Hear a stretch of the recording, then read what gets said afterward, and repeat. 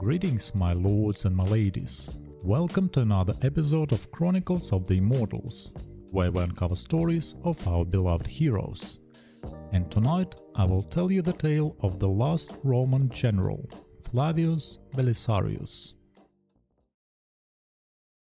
For centuries, the name Rome meant power, order and immortality. But by the 6th century, the Western Roman Empire was a memory. The legions were gone. Yet, in the east, in the glittering capital of Constantinople, one emperor dreamed of taking it all back. His name was Justinian, and to achieve this impossible dream, he had one weapon above all others, a general named Flavius Belisarius. And his story is one of the most incredible in history. Belisarius emerged not in the old Roman legions, but in a new, more agile Byzantine army. His first great test came against the empire's ancient rival, Persia. At the Battle of Dara in 530 AD, despite being outnumbered, Belisarius didn't just fight. He engineered victory. Using clever ruses, coordinated cavalry and field fortifications, he annihilated the Persian army. A new military star was born. He was more than just a tactician. Belisarius possessed a rare quality for his time: immense loyalty from his troops, earned through shared hardship and his fair division of spoils.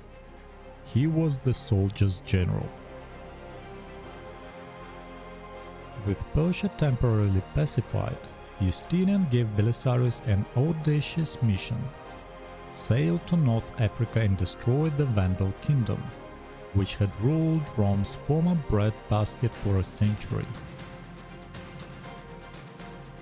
The odds were insane: a tiny force sailing into the unknown against a kingdom that humiliated Roman armies before. But in a lightning campaign, Belisarius did the impossible. At the Battle of Ardesium, he crushed the Vandal army in a single, brilliant engagement. Within months, the Vandal kingdom was erased from the map. Next target, Italy itself, and the ancient capital of Rome, now held by the Ostrogoths. In 536 AD, Belisarius marched his armies through the gates. For the first time in 60 years, Rome was back in Roman hands.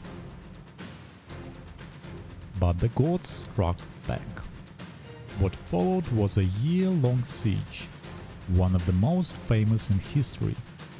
With only 5,000 men, Belisarius defended Rome's massive walls against a Gothic army numbering in the tens of thousands. Through sheer genius, sallies, and iron will, he held the city. But back in Constantinople, success bred jealousy. Justinian, hearing whispers that his victorious general could be a threat, began to fear him. Belisarius was recalled, his command given to others who squandered his gains. At one point, he was even accused of conspiracy and had his property confiscated.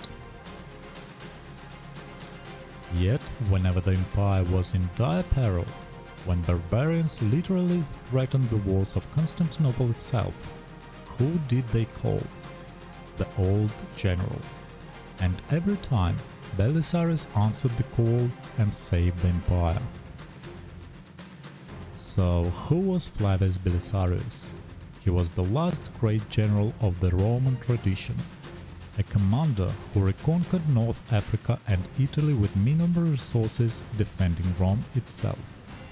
A soldier of unparalleled loyalty in an age of betrayal.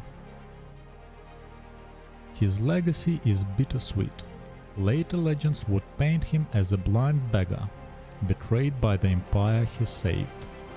While luckily not true, the story captures an essential truth, that his genius was ultimately spent in service to a court that could never fully trust him. Belisarius gave the Roman Empire its last great sunset, a final burst of glory before the long night of the Middle Ages. He was the sword of Justinian, the last of the Romans, and his name deserves to be remembered among the greatest military minds in history. Thank you for watching, and see you again in the Infinity Kingdom. Bye bye.